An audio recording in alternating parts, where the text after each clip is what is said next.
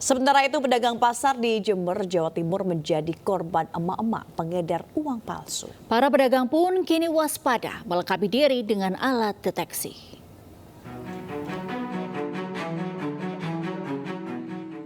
Seorang pedagang merekam uang palsu yang diterima dari seorang pembeli di pasar Mumbul Sari, Jember, Jawa Timur.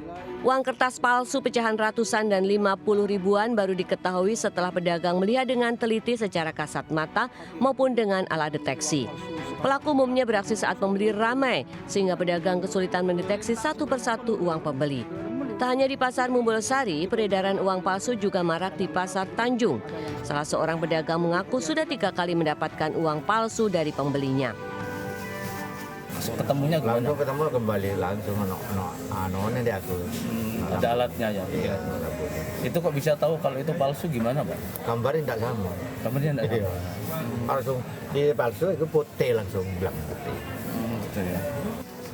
Warga terutama pedagang terus waspada dengan maraknya uang palsu dan melengkapi diri dengan alat deteksi. Sementara itu ciri uang palsu diantaranya teksturnya seperti kertas biasa, benang pengaman yang menyatu, hingga kedetunan netra tak terasa saat diraba dan tidak ada retroverso saat diterawang. Dari Jember, Jawa Timur, Bambang Sugiarto, iNews melaporkan. Dua bocah kakak beradik menjadi korban pelecehan seorang pria penjaga masjid di Cimanggis, Depok, Jawa Barat. Ironisnya, pelaku sempat mengancam membunuh ibu korban jika melaporkan pelecehan itu.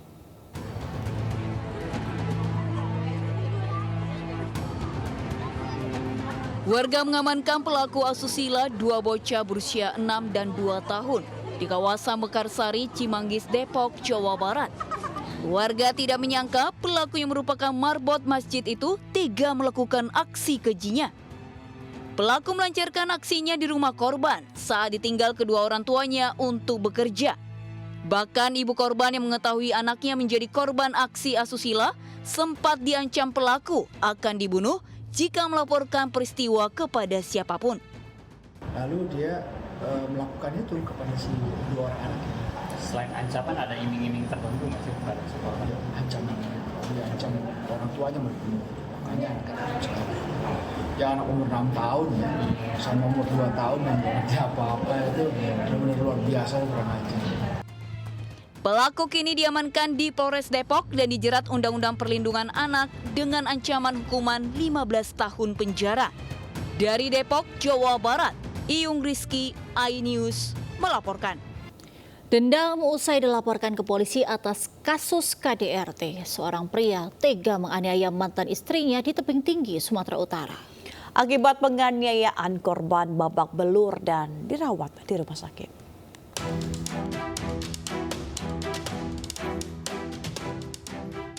Polisi menggelandang MF, 45 tahun karena menganiaya mantan istrinya di jalanan di Kota Tebing Tinggi. Akibat penganiayaan, korban Nurlina, 41 tahun, babak belur. Penganiayaan berawal saat korban bersama temannya mengendarai sepeda motor dan melintas di Jalan Bawang Merah. Di tengah jalan, korban dihadang dan dianiaya menggunakan balok kayu hingga babak belur. Hasil pemeriksaan, pelaku tega menganiaya mantan istrinya karena dendam.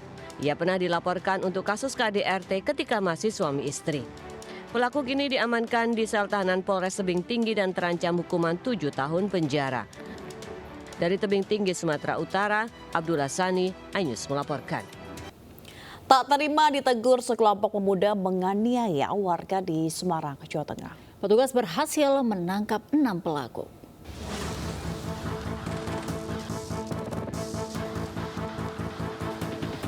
Aksi pengeroyokan dilakukan sekelompok pemuda terhadap seorang warga di depan Stadion Citarum Semarang terekam CCTV hingga viral. Aksi penganiayaan berawal saat korban Nur Ngudi sedang ngobrol bersama temannya di lokasi. Tiba-tiba datang gerombolan pelaku menggunakan sepeda motor.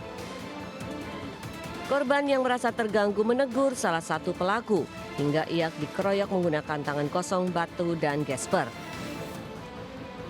Akibat pengeroyokan, korban terluka di sekujur tubuh dan kepala hingga harus dilarikan ke rumah sakit. Tak butuh waktu lama, polisi segera menggelandang 6 pelaku yang berusia antara 18 hingga 24 tahun. Para terpelapor ini, yaitu ada 10 orang pada saat kita amankan, itu tidak terima yang tidak terima ditegur sehingga menyerang korban dengan cara melempari batu yang ada di seputaran TKP. Seluruh pelaku bakal dijerat pasal pengeroyokan dengan ancaman penjara 5 tahun 6 bulan. Dari Semarang, Jawa Tengah, Kristandi, iNews melaporkan. Seorang pria di Kabupaten Ngawi, Jawa Timur nekat membakar rumah orang tuanya hingga membakar kandang ternak kambing. Diduga pelaku nekat melakukan aksi tersebut akibat depresi.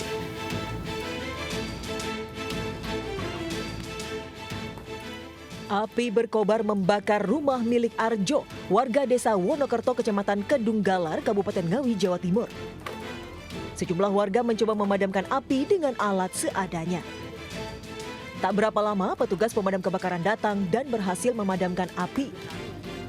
Naas bangunan rumah yang terbuat dari kayu itu habis terbakar beserta seluruh isinya. Menurut keluarga, rumah itu sengaja dibakar anak pemilik rumah, Sunarko, 39 tahun. Diduga pelaku depresi setelah istrinya meninggal dunia 2 minggu lalu. Selain rumah milik orang tuanya, pelaku juga membakar kandang ternak kambing yang ada di belakang rumah.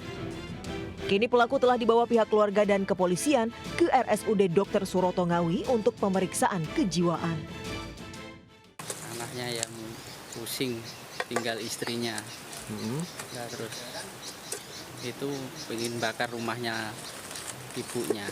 Korban ini memiliki riwayat adanya gangguan kejiwaan yang mana dari tahun 2010 sudah menjalani perawatan.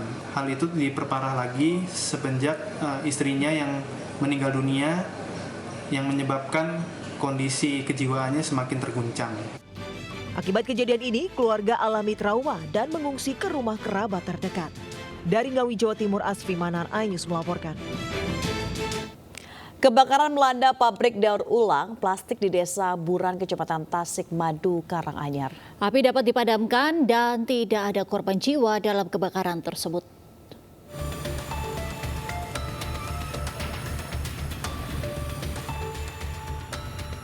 Api berkobar dengan besarnya di pabrik pengolahan plastik Desa Buran, Kecamatan Tasik Madu, Karanganyar, Jawa Tengah, diduga karena panel listrik meledak akibat korsleting. Titik api semula muncul dari ruang panel yang berada di sisi barat. Api yang membesar kemudian merembet ke bangunan sebelahnya. Armada damkar, Satpol PP Karanganyar, serta wilayah kota Solo dan sekitarnya turut dikerahkan ke lokasi guna membantu proses pemadaman termasuk tim BPBD dan Polres Karanganyar. 2 gudang pun ludes dilalap si jago merah. Korsleting listrik, nah, kan timbul percikan api. Sudah disemprot pakai tabung itu, api nggak bisa dikendalikan. Api semakin membesar. Panik keluar ya Pak? Ya panik keluar. Sudah nggak bisa dikondisikan. Hingga Kamis sore, petugas damkar melakukan pendinginan. Tidak ada korban jiwa dalam peristiwa kebakaran tersebut. Saat ini pihak pabrik masih menghitung total kerugian atas peristiwa kebakaran tersebut. Dari Karanganyar, Zanur Setiaji melaporkan. Pasca kebakaran Rumah Sakit Citra Arafik Depok, sebanyak 25 pasien dievakuasi ke Rumah Sakit Bayangkara Brimob Kelapa II, Cimanggis, Kota Depok. Sebagian pasien dievakuasi ke sejumlah rumah sakit, diantaranya Rumah Sakit UI, Rumah Sakit Mitra Keluarga Depok, serta Rumah Sakit Arafik, Sawangan, dan Bekasi.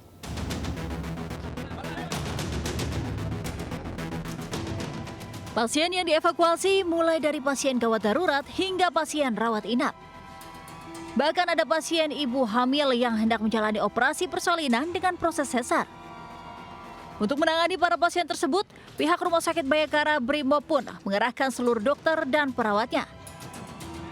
Pihak Rumah Sakit Bayangkara mengatakan, seluruh pasien pindahan dari Rumah Sakit Arafik dapat ditangani dengan baik.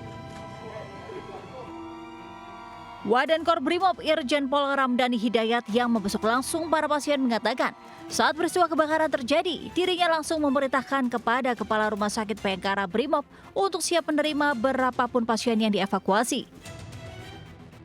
Tadi malam bisa kita evakuasi sebanyak 25 pasien dengan kriteria macam-macam. Ada yang masih operasi terbuka, ya langsung kita eva karena memang langsung kelistrikannya mati semua. Ada yang melahirkan juga, sudah mau lahiran juga seperti itu. Sebelumnya, peristiwa terbakarnya genset utama Rumah Sakit Citra Arafik mengakibatkan padamnya seluruh kelistrikan rumah sakit. Akibatnya, puluhan pasien terpaksa dievakuasi. Selain ke Rumah Sakit Bayangkara Brimob, sebagian pasien juga dievakuasi ke sejumlah rumah sakit, diantaranya Rumah Sakit UI, Rumah Sakit Mitra Keluarga, Rumah Sakit Arafik Sawangan, dan Bekasi. Dari Depok, Jawa Barat, Iyung Rizky, iNews melaporkan. Truk box berisi ratusan paket dari jasa pengiriman terbakar di Jalan Nasional kawasan Magersari, Mojokerto, Jawa Timur. Seluruh paket dari Gresik menuju Mojokerto pun ludes dilalap api.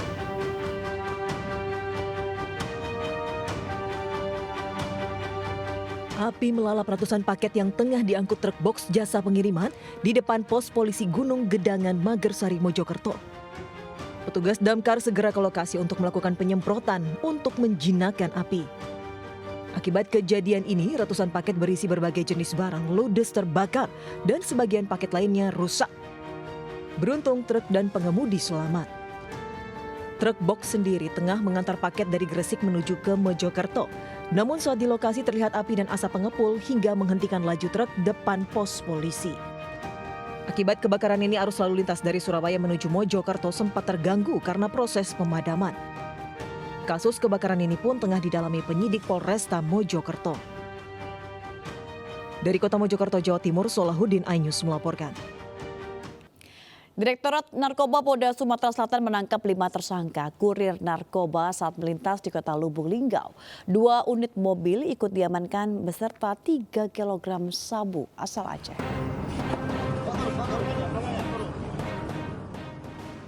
Dalam video amatir, polisi mengamankan 2 kg narkoba jenis sabu-sabu dari dalam kendaraan minibus yang dikendarai 2 orang tersangka kurir sabu.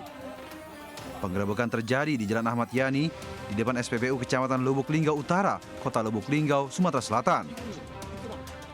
Sebelumnya, polisi mendapat informasi adanya mobil minibus hitam yang membawa narkoba sabu 2 kg yang disembunyikan di bawah jok mobil. Kendaraan dari Aceh tersebut mengarah ke Kota Lubuk Linggau. Tim Sus Narkoba Polda Sumatera Selatan yang mengetahui kendaraan sudah melintasi Kota Sarolangun, menghubungi Polres Lubuk Linggau untuk melakukan penghadangan. Tak lama berselang, polisi mendapat informasi lagi adanya mobil kedua yang turut membawa narkoba. Polisi pun melakukan pengejaran dan penghadangan kendaraan. Dalam kendaraan yang kedua didapati sabu seberat 1 kg lebih. Sabu disembunyikan dalam bodi kendaraan di bagian kanan belakang. Pak, kamu dari Jakarta itu naik apa? Naik pesawat. Sama siapa? Sama sendiri. Nah, terus teman kamu yang 2 orang? 2 orang. Dari sana? Dari Palembang. Lah ya, dari Palembang. Beli tiket pesawatnya itu sendiri atau sudah disiapkan? Sudah disiapkan. Mobil beserta HP, ya. HP ada 5 HP. Yang 1 kilo tadi itu tujuannya ke Jakarta, terus yang 2 rencana ke Palacurug. Total 5 tersangka kurir narkoba ditangkap, yakni MZ, FH, RM, MS, dan SHF. Dari keterangan tersangka, mereka ada yang diupah Rp25 juta dan Rp30 juta. Polisi saat ini melakukan pengejaran terhadap pemilik barang narkoba tersebut. Dari Palembang, Sumatera Selatan, Firdaus melaporkan. Pemirsa, boneka mainan anak dijadikan alat untuk menyembunyikan narkoba di Cipayung, Jakarta Timur. Sebanyak 6 kg sabu dimasukkan pelaku ke dalam 8 boneka untuk mengelabui polisi.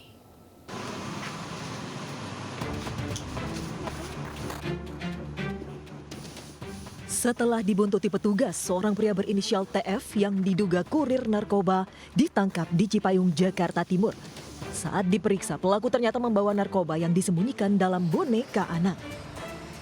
Di rumah kontrakannya, polisi juga menemukan 12 paket narkoba jenis sabu. Total ada 6 kg sabu yang disita polisi. Selanjutnya, pelaku berikut barang bukti dibawa polisi ke Polda Metro Jaya untuk penyelidikan lebih lanjut. Penyidik juga masih mengejar satu pelaku berinisial KR yang diduga berperan sebagai bandar. Pelaku kini dijerat pasal Undang-Undang Narkotika dengan ancaman hukuman minimal 20 tahun penjara. Dari Jakarta, Helmi Sajangbati, iNews melaporkan. Pemirsa, Kemenkominfo bersama Majelis Ulama Indonesia terus berupaya memberantas situs judi online yang beredar di Indonesia. Disebutkan sudah ada lebih dari 2,6 juta situs judi online yang ditutup oleh Kemenkominfo.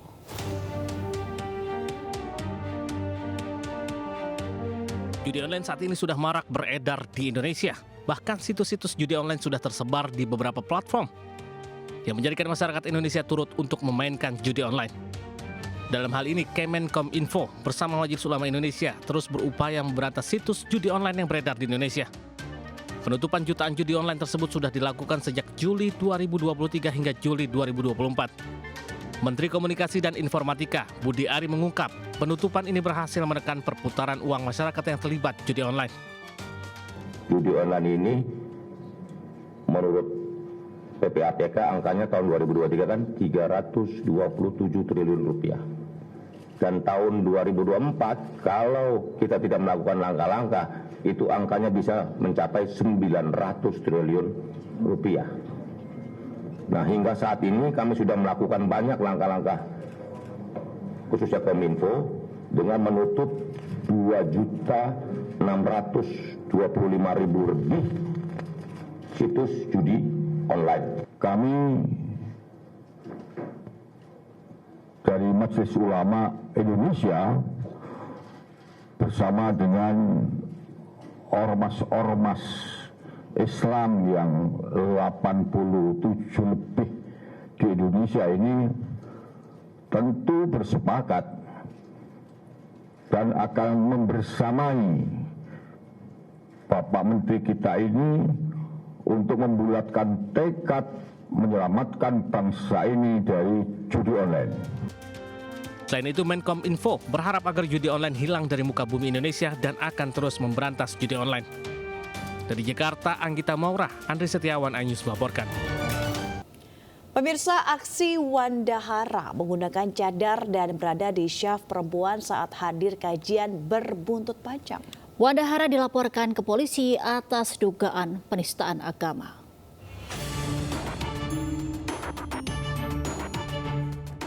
Foto serta video fashion stylist Wandahara menggunakan cadar saat menghadiri pengajian Ustadz Hanan Ataki menggegerkan warganet. Wandahara yang berjenis kelamin laki-laki menjadi sorotan karena menggunakan pakaian muslimah serta duduk di saf khusus wanita. Berbekal foto serta video viral, Irwansyah alias Wandahara dilaporkan ke Barreskrim Polri atas dugaan kasus penistaan agama dengan ancaman pidana 5 tahun. Laporan dilayangkan lantaran aksi Wandahara menyinggung banyak pihak. Irwansyah ini atau Wandahara ini memakai busana muslim, pakai cadar itu pasti dengan dilakukan secara sadar dan juga sudah dipersiapkan sebelumnya. Assalamualaikum warahmatullahi wabarakatuh. Saya Wandahara dari hati yang paling dalam. Mohon maaf atas sebesar-besarnya atas kegaduhan ini. Dalam kajian yang diselenggarakan oleh Ustadz Hanan Ataki kemarin. Usai video viral, Wandahara menyampaikan permohonan maafnya ke publik karena aksinya berbusana perempuan, bercadar, serta berdiri di saf perempuan saat menghadiri kajian. Dari Jakarta, Helmi Sajangbati, iNews melaporkan. Pemirsa, Hakim Pengadilan Negeri Surabaya menjatuhkan vonis bebas terhadap Gregorius Ronald Tanur yang menjadi terdakwa kasus penganiayaan dan pembunuhan kekasihnya Didi Sera Afriyanti. Dalam amar putusan, Hakim menyatakan seluruh dakwaan jaksa penuntut umum yang dituduhkan terdakwa tidak terbukti. Terdakwa Gregorius Ronald Tanur, anak politikus PKB Edward Tanur, menjalani sidang putusan di ruang sidang Cakra Pengadilan Negeri Surabaya Rabu sore. Dalam amar putusannya, Ketua Majelis Hakim Erintua Damanik membebaskan terdakwa atas segala dakwaan dari jaksa penuntut umum terkait pembunuhan dan penganiayaan terhadap Didi Sera Afriyanti karena tidak terbukti secara sah bersalah. Hakim juga memerintahkan jaksa penuntut umum segera membebaskan terdakwa dari tahanan dan mengembalikan barang bukti yang disita serta memulihkan hak-hak dan kedudukan terdakwa. Sebelumnya, jaksa penuntut umum menjatuhkan tuntutan hukuman 12 tahun penjara terhadap terdakwa. Membebaskan terdakwa oleh karena itu dari seluruh dakwaan penuntut umum di atas. Memerintahkan terdakwa dibebaskan dari tahanan segera setelah putusan ini diucapkan, memulihkan hak-hak terdakwa dalam kemampuan, perlindungan dan hak-hak serta martabatnya. Pemirsa, 2 bocah menangis saat terjaring razia polisi dalam operasi patuh di Kabupaten Jombang, Jawa Timur. Kedua bocah yang mendarai motor tanpa menggunakan helm itu memohon tidak ditahan saat akan diamankan polisi.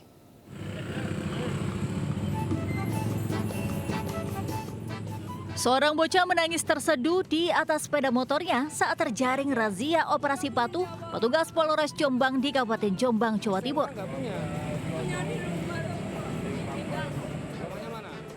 Sang bocah bersama rekannya berkendara tidak mengenakan helm serta tidak membawa surat kelengkapan motor.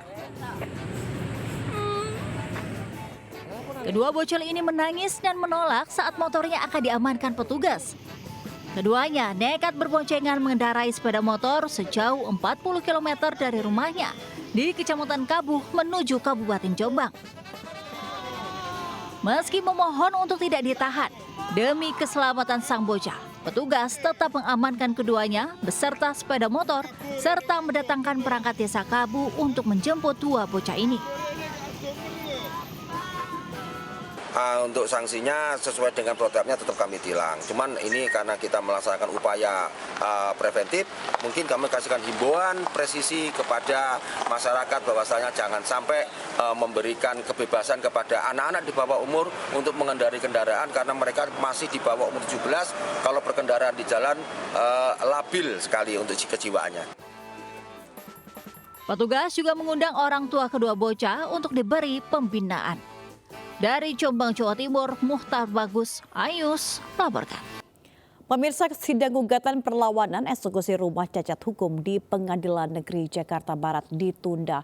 Penundaan tersebut dikarenakan pihak tergugat tidak hadir dalam persidangan.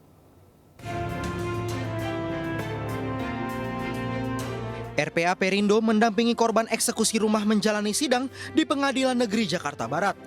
Gugatan dilayangkan para ahli waris karena proses eksekusi rumah di kawasan Kembangan itu dinilai cacat hukum. Namun penggugat kecewa usai sidang ditunda karena pihak tergugat tidak hadir. Tentunya untuk sidang kali ini yang saya harapkan tidak sesuai dengan harapan karena semua yang kita duga melakukan kecurangan terhadap saya itu tidak hadir. Kita sudah gugat kalau nggak salah 5 pihak. Kami berharap pada persidangan berikutnya, kan ini tadi sudah dibilang oleh Majelis Hakim dilanjutkan pada tanggal 6 Agustus, mereka dapat hadir ya, sehingga pihak-pihak terkait yang telah membuat cacat hukum sertifikat ini bisa bertanggung jawab. Melalui pendampingan, RPA Perindo berharap pada persidangan selanjutnya majelis memberikan keadilan dan kepastian hukum bagi penggugat. Dari Jakarta, Abdul Aziz, Auliasyah Ramadan, iNews melaporkan. Pemirsa, uji coba makan siang bergizi digelar di Kota Solo, Jawa Tengah. Di SD Tugu 120, murid kelas 1 sampai dengan kelas 6 dapat makan siang bergizi dan susu.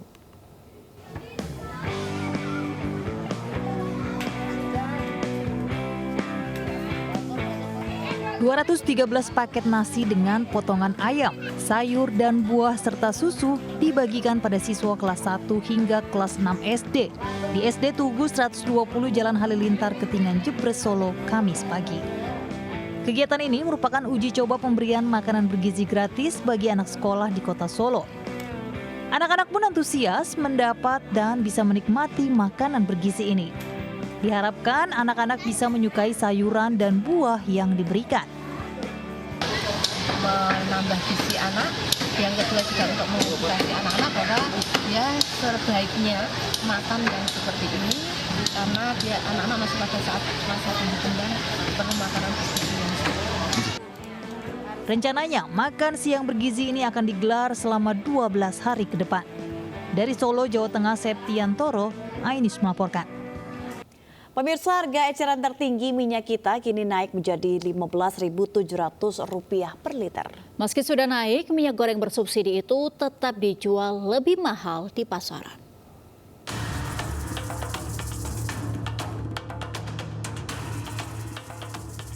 Harga minyak kita di sejumlah pasar tradisional di Jakarta dikeluhkan oleh warga.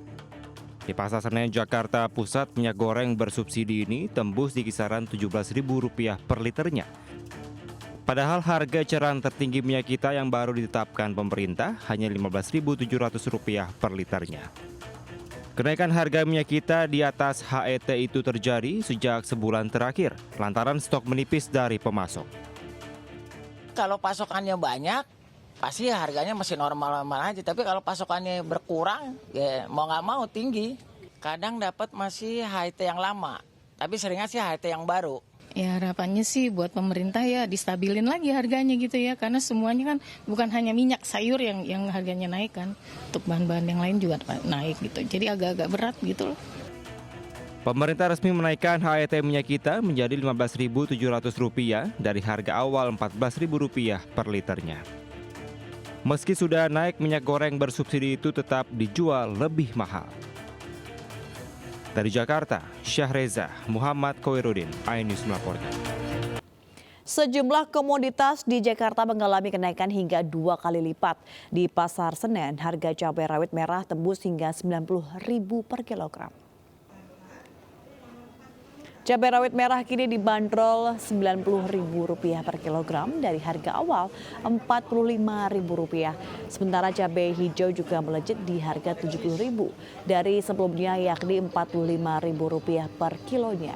Cabai merah pun turut naik jadi Rp50.000 dari awalnya senilai Rp45.000 per kilogram. Pedagang mengaku tidak mengetahui alasan harga cabai melejit dari pemasok sejak 1 bulan terakhir. Warga berharap pemerintah bertindak untuk stabilkan harga komoditas di pasaran.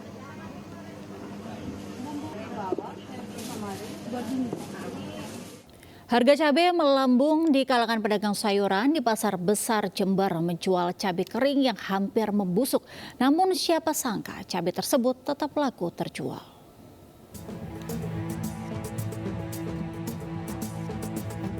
Di tengah melambungnya harga cabai di Pasar Tanjung Jember, Jawa Timur, pedagang cabai pun menjual cabai-cabai yang hampir busuk. Meski begitu, pembeli tetap memburunya karena harganya lebih murah. Saat ini cabai rawit mencapai harga Rp80.000 per kilogramnya, sedangkan cabai merah keriting di kisaran Rp50.000 per kilogramnya. Harga tersebut sudah naik sekitar 30% dari sepekan lalu.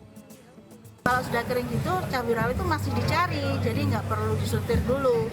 Kalau memang nggak ada, pastilah. Kalau pasokan khususnya barang cabai rawit ini sama cabai rawit ya, itu khususnya itu sangat sulit. Maksudnya nggak selalu ready. Ready pun nggak seperti biasanya, kan amber banyak ya. Sampai kalau dilihat sampai banyak lah. Kalau sekarang agak sulit, barangnya terbatas, makanya jadinya mahal. Diduga harga cabai melambung tinggi karena stok di sentra petani cabai menipis, menyusul banyak petani gagal panen. Dari Jember, Jawa Timur, Bambang Sugiarto melaporkan. Ke informasi berikutnya, pemirsa, menjelang perayaan HUT ke-79 kemerdekaan RI di Ibu Kota Nusantara IKN, Bandara Sultan Haji Muhammad Sulaiman Sepinggan, Balikpapan memindahkan lokasi penjemputan penumpang ke lokasi parkir kendaraan. Langkah ini sebagai simulasi jalur khusus melayani arus kedatangan para tamu VIP yang menghadiri upacara HUT RI di IKN melalui Bandara Sam Sepinggan.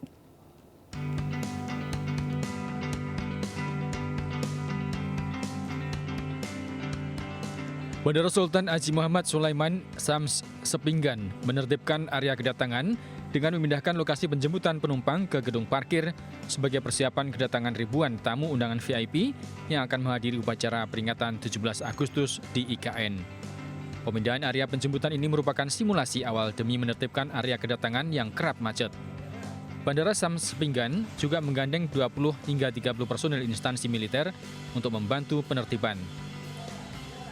Ini kita lagi simulasi nih, pro kontra selama seminggu. Kita akan tampung, kita punya 172 ya. Bagi yang pengen memberikan masukan, yang jelas saya sudah melihat sendiri ini mengatasi basah pada saat hujan. Ya tadi yang Bapak bilang sains-sains akan kita tambah ya. Pengalihan area penjemputan ke gedung parkir ini berlaku mulai 25 Juli 2024 untuk para penumpang. Kebijakan baru ini berkaitan dengan posisi Bandara Sams Sepinggan, Balikpapan yang menjadi pintu gerbang Kalimantan Timur, terutama Ibu Kota Nusantara atau IKN. Diperkirakan kedatangan tamu VIP peringatan upacara bendera Hari Ulang Tahun Kemerdekaan RI di IKN akan tiba tanggal 15 hingga 16 Agustus 2024 mendatang. Dari Balikpapan, Kalimantan Timur, Mumin Aziz, iNews melaporkan. Pemirsa, menjelang perayaan Hari Ulang Tahun ke-79 Kemerdekaan Republik Indonesia, Presiden Joko Widodo memastikan akan berkantor di Ibu Kota Nusantara IKN Kalimantan Timur. Namun langkah ini akan dilakukan jika semua kesiapan fasilitas telah selesai dilakukan. Presiden menyatakan saat ini sarana air bersih telah masuk dan berikut pernyataan Presiden Joko Widodo di Jakarta Kamis siang. Saya tetap akan melihat fasilitasnya sudah selesai atau belum, siap atau belum. Yang disampaikan ke saya, airnya sudah masuk. Semuanya kesiapan, kesiapan di IKN, dan kita tidak ingin memaksa-maksa yang nanti akan menurunkan kualitas interior, kualitas bangunan, enggak. Selama itu benar-benar siap, ya saya akan masuk. Pemirsa, MNC TV meraih penghargaan khusus oleh Komisi Penyiaran Indonesia atas usaha mengisi konten siaran dengan muatan yang positif dan inspiratif bagi anak. Selain MNC TV, apresiasi dalam ajang Anugerah Penyiaran Ramah Anak APRA 2024 juga diraih 2 stasiun TV MNC Group lainnya.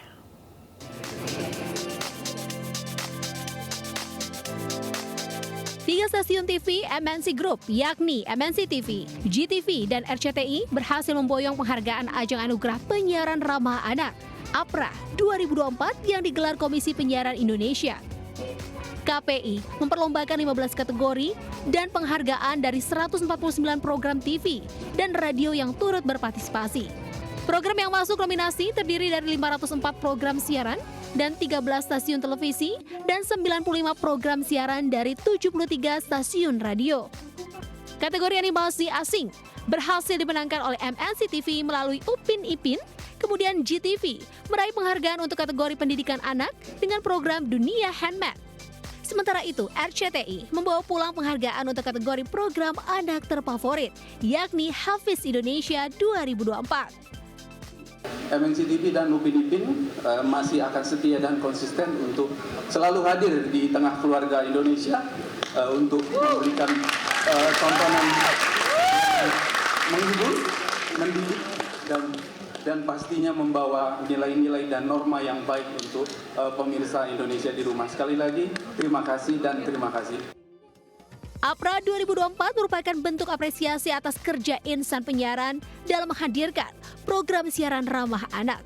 Penghargaan ini diharapkan bisa menjadi motivasi dan semangat agar stasiun televisi terus konsisten dalam menghadirkan program-program hiburan yang mengedukasi, menginspirasi, ramah anak, dan bermanfaat bagi pemirsa. Dari Jakarta, Hadisti Arifah, Dia Triawan, iNews melaporkan. Pemirsa, PB Popsi kembali menggelar turnamen biliar terbuka bertajuk Alex Nine Ball. Kompetisi yang diikuti puluhan atlet biliar ini menjadi ajang untuk melatih kemampuan bertanding dan memperbaiki posisi ranking nasional. PB Popsi resmi membuka turnamen biliar terbuka bertajuk Alex Nine Ball di Harsa Biliar Serua Ciputat, Tangerang Selatan, Banten. Turnamen yang berlangsung pada 23 hingga 27 Juli 2024 ini diikuti 128 peserta dari berbagai daerah. Format pertandingan ini terdiri dari 7 race pada babak penyisihan, 8 race pada babak 32 besar, dan 11 race pada partai final dengan total hadiah sebesar Rp134 juta. Bagus sih, sekarang kan pada banyak turnamen, ya semoga bisa juara lah.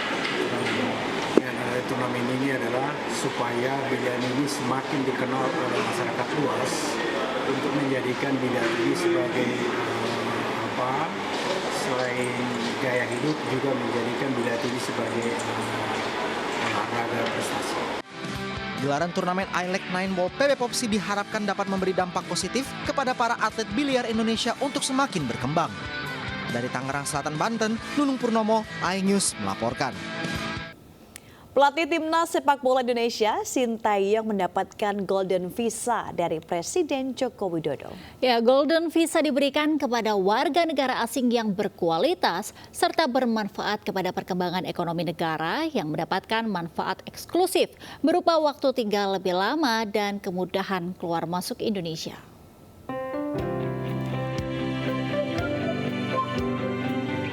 Presiden Joko Widodo meresmikan peluncuran Golden Visa di Jakarta Kamis pagi. Golden Visa merupakan produk keimigrasian yang memungkinkan warga negara asing untuk masuk dan tinggal di Indonesia dalam jangka waktu 5 hingga 10 tahun. Golden Visa diberikan kepada warga negara asing yang berkualitas serta bermanfaat kepada perkembangan ekonomi negara, salah satunya penanaman modal, baik korporasi maupun perorangan. Presiden Jokowi berharap Golden Visa membuat Indonesia sebagai tujuan investasi dan meningkatkan kualitas sumber daya manusia. Oleh sebab itu, hari ini kita akan meluncurkan layanan Golden Visa untuk memberi kemudahan pada para WNA dalam berinvestasi dan berkarya di negara kita Indonesia, sehingga menarik lebih banyak good quality travelers untuk invest while stay dan productive while stay. Tapi ingat, hanya untuk good quality travelers. Sehingga harus benar-benar selektif. Dalam peluncuran ini, Presiden Jokowi secara simbolis memberikan Golden Visa kepada pelatih Timnas Sepak Bola Indonesia, Sintayong.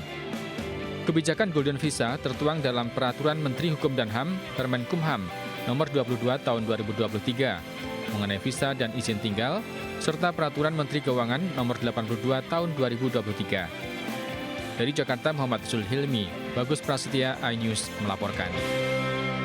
Pemirsa, Menteri Pertahanan Prabowo Subianto yang juga Presiden terpilih 2024-2029 menemui Presiden Prancis Emmanuel Macron di Istana Elysee, Paris. Dalam pertemuan ini, Prabowo mengucapkan selamat kepada Prancis yang menjadi tuan rumah ajang Olimpiade 2024 yang berlangsung 24 Juli hingga 11 Agustus mendatang. Menteri Pertahanan Prabowo Subianto disambut langsung Presiden Prancis Emmanuel Macron di Istana Elysee, Paris, Kamis pagi. Dalam pertemuan ini, Prabowo Subianto mengapresiasi Presiden Macron yang berperan penting dan aktif dalam keberhasilan hubungan bilateral antara Indonesia dan Perancis. Prabowo pun menyampaikan komitmen untuk memperkuat kerjasama Indonesia dengan Perancis, khususnya di bidang pertahanan. Dalam kesempatan itu, keduanya juga membahas isu-isu keamanan global yang menjadi perhatian bersama.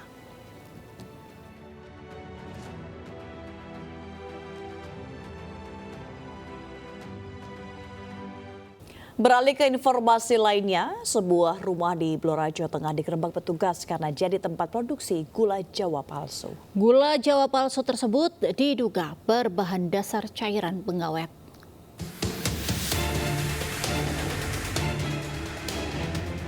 Sebuah rumah di Kelurahan Tambak Romo Cepu, Blora, Jawa Tengah digerebek petugas Dinas Kesehatan karena diduga dijadikan sebagai tempat usaha pembuatan gula Jawa palsu. Di lokasi itu, petugas menemukan ribuan keping gula Jawa siap edar. Dari hasil pemeriksaan petugas, gula Jawa palsu tersebut diduga berbahan dasar pengawet cairan aromanis. Bahan dasar tersebut sangat berbahaya bagi kesehatan jika dikonsumsi manusia. Petugas saat ini telah mengambil sampel gula Jawa tersebut untuk diperiksa di laboratorium. Jangka lama bisa gangguan ginjal maupun kanker. Gula Jawa yang diproduksi ini ada bahan-bahan berbahaya enggak dari temuan? Di indikasinya menggunakan gula dari aromanis. Jadi aromanis, produk olahan aromanis dijadikan bahan baku dari gula Jawa. Industri gula Jawa ini diperkirakan sudah berproduksi selama 1 tahun. Jika terbukti memproduksi gula Jawa palsu, petugas akan langsung menutup usaha. Dari Blora, Jawa Tengah, Heri Purnomo, iNews melaporkan. Pemirsa, mahakarya dari Jawa. Inilah patung-patung menyerupai hewan sungguhan berbentuk kuda, beruang, kingkong, dan berbagai hewan lainnya seolah hidup. Ya, karya seni yang detail dan memikat para perajin lokal ini terbuat dari akar kayu jati, bahkan telah merambah ke berbagai negara di Eropa hingga Yunani.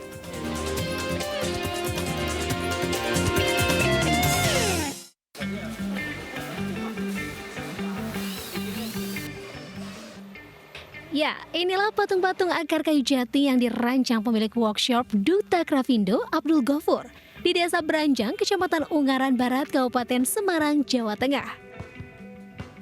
Setiap lekukan dan goresan pada akar kayu jati ditangani dengan cermat hingga menciptakan karya patung hewan dengan detail anatomi yang menakjubkan, seolah layaknya hewan sungguhan. Patung kuda-kuda dengan otot yang nampak nyata, beruang duduk bersantai di taman, hingga kingkong yang sedang duduk tanpa menghilangkan kesan gagah dari hewan tersebut. Tak hanya indah, namun karya dari tangan ajaib Abdul Ghafur dan timnya ini seakan memancarkan kehidupan terutama dari sorot matanya.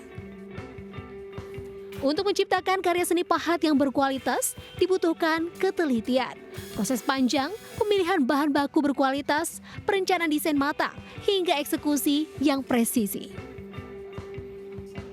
Kayu akar jati dipilih dengan hati-hati, kemudian diolah dengan teknik khusus yang menjaga keindahan dan kekuatan alami kayu.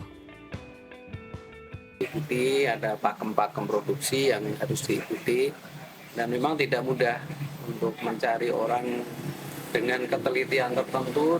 Proses-proses produksi kita ada kontrol berupa quality control. Kita cek tiap harinya perkembangan masing-masing orang dan pekerjaannya, sehingga kesalahan-kesalahan yang tidak perlu bisa kita hindari. Produk-produk kerajinan tangan Duta Grafindo telah dikenal hingga pasar internasional, diekspor ke berbagai negara di benua Asia dan Eropa seperti Inggris, Jerman, Belgia, Nederland, hingga Yunani. Proses produksi tergantung pada besar ukuran dan tingkat kesulitan. Sementara untuk harga yang ditawarkan berkisar 500.000 hingga 5 juta rupiah untuk patung ukuran kecil hingga sedang. Sementara yang besar mencapai puluhan juta rupiah. Dari Semarang, Jawa Tengah, Taufik Budi Nur Cahyanto melaporkan. Ya, kita beralih ke informasi wisata nih, Mega. Di kawasan Raja Mandala, Kabupaten Bandung Barat, terdapat surga tersembunyi yang memiliki keindahan alam mempesona, yaitu Sang Hyang Kenit. Ya, ini kalau kita berlibur harus ke sana nih, Angel ya. Jadi pengunjung dapat berenang di Sungai Citarum purba yang jernih, juga menelusuri gua yang tercipta jutaan tahun yang lalu.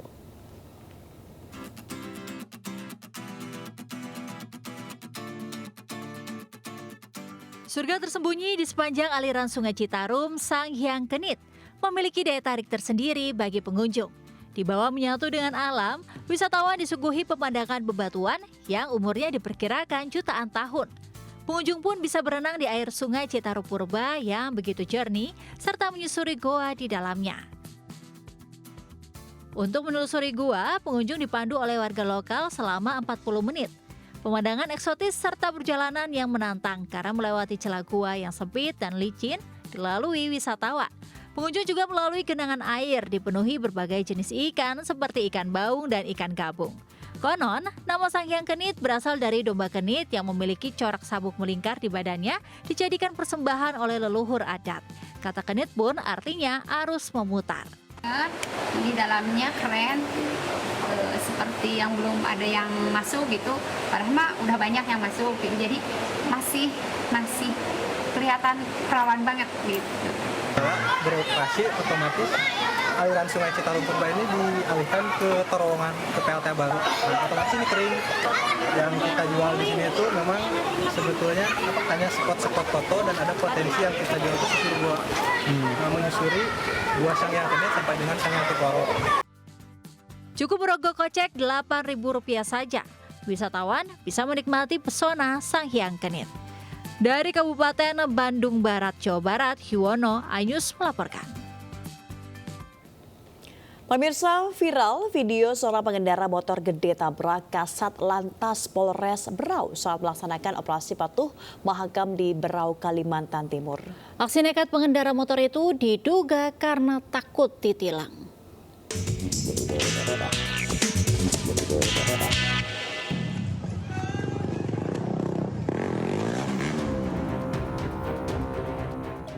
Inilah detik-detik saat pengendara motor gede nekat menabrak polisi lalu lintas yang menggelar operasi patuh di Simpang 4 Jalan Durian 3 Pulau Panjang, Tanjung Redep, Berau, Kalimantan Timur. Bahkan Kasat Lantas Polres Berau AKP Wulyadi menjadi korban tabrakan hingga terpental.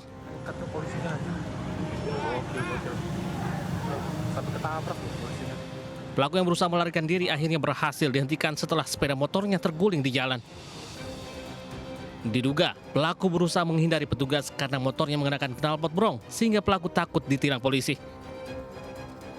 Padahal hadirnya Polantas tersebut dalam rangka sosialisasi keselamatan berlalu lintas bagi warga.